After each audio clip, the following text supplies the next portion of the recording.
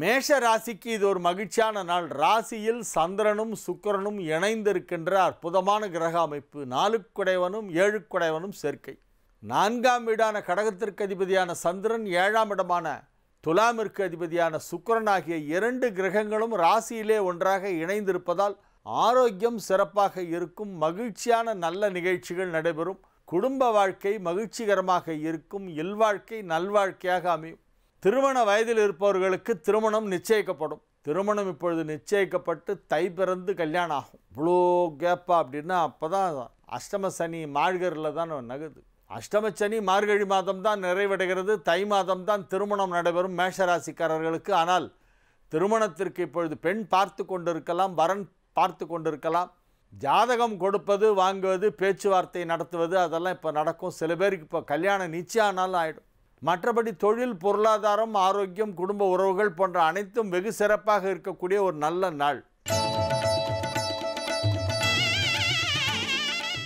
ரிஷப ராசிக்கு இது ஒரு மகிழ்ச்சியான நாள். நன்மைகள் அதிக அளவிலே நடைபெறுகின்ற நல்ல நாளாக விளங்குகிறது. ராசிக்கு 12ஆம் இடத்திலே சந்திரன் சுக்கிரன், ராசிக்கு 2ஆம் இடத்திலே சூரியன் செவ்வாய் புதன். நன்மைகள் சற்று அதிக அளவிலே நடைபெறக்கூடிய நல்ல நாளாக இந்த நாள் விளங்குகிறது. ராசிக்கு நன்மை செய்யும் கிரகங்கள் பெரும்பாலும் நல்ல நிலையிலே இருக்கின்றன. 12ஆம் இடத்திலே சுக்கிரன் இருப்பதும் ஒரு யோகம்தான்.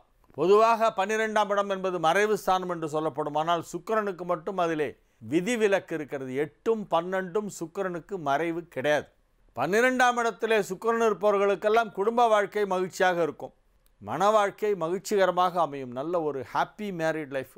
ரொம்ப சந்தோஷமாக இருப்பார்கள். ஒருவரை ஒருவர் புரிந்து கொண்டு மகிழ்ச்சியாக இல்லறம் நடத்துவார்கள். இன்றைய தினம் அத்தகைய கிரக அமைப்பு கோச்சார ரீதியாக ஏற்பட்டு இருக்கின்ற காரணத்தினால் உங்கள் குடும்ப வாழ்க்கை மகிழ்ச்சியாக இருக்கும். திருமண வயதில் இருக்கும் ரிஷபராசி இளம் ஆண் பெண்களுக்கெல்லாம் திருமணம் நிச்சயிக்கப்படும்.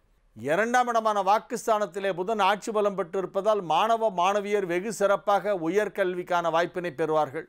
பொருளாதார விஷயங்கள், வியாபாரம், உத்தியோகம் போன்றவையெல்லாம் மகிழ்ச்சி தரும் விதத்திலே வெகு சிறப்பாக இருக்கும். நன்மைகள் அதிக அளவில் நடைபெறுகின்ற நல்ல நாள்.